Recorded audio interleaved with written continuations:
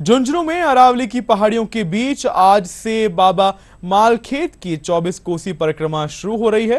तीर्थराज लोहारगल के सूर्य कुंड में स्नान के बाद श्रद्धालु गोगा नवमी की शाम से इस परिक्रमा की शुरुआत करेंगे। इसके 6 दिन बाद 2 सितंबर को सूर्य कुंड में ही अमावस्या के स्नान के साथ ही परिक्रमा का समापन होगा।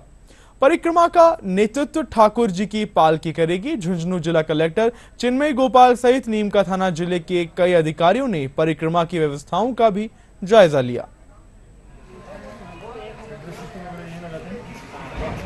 लोहारगल का मेला जो आज से चालू हो रहा है वो 3 तारीख तक चलेगा।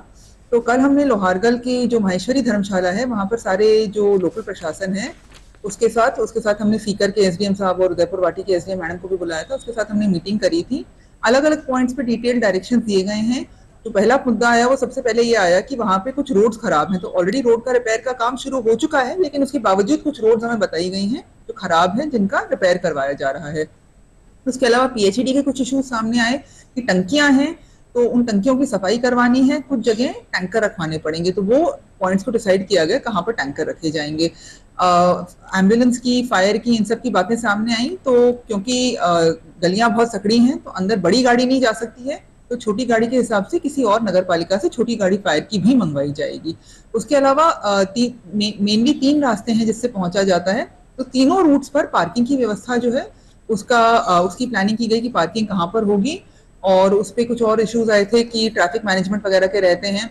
रोडवेज बस जो है, रोडवेज बस पे चर्चा हुई कि रोडवेज बसेस को कहाँ तक जाने दिया जाएगा, प्राइवेट बसेस को कहाँ तक जाने दिया जाएगा। क्राउड मैनेजमेंट के कुछ इश्यूज डिस्कस हुए, मजिस्ट्रेट ड्यूटी वगैरह।